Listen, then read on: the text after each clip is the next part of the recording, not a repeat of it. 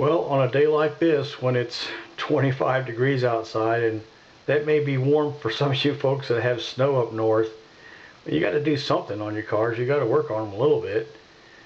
Well, I just had these headlight trim and pieces that go on the cars, and you can't work outside on them, so bring them inside and try them out, try and get something done. Well, this is one of the turn signals for my 70 Duster, and I don't know if you can see this pretty well, but you can see that well, the lens isn't cracked. I haven't polished on it, but I took that dullness off of the chrome with this product called Never Dull. It works on brass and other kind of fine metals, and then you still got to polish it a little bit.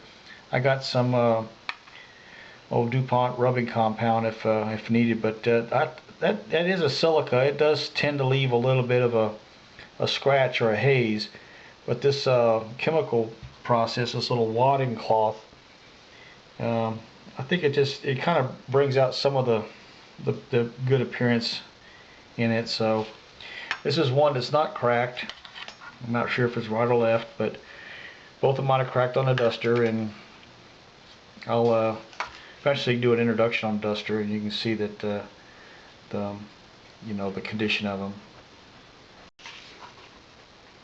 Well, I hope you can see the difference now. That's I went over it a second time with the Never Dull, and then I went over it with a dry rag and polished it up just by hand, no machine, and I think it turned out pretty good for a junkyard light.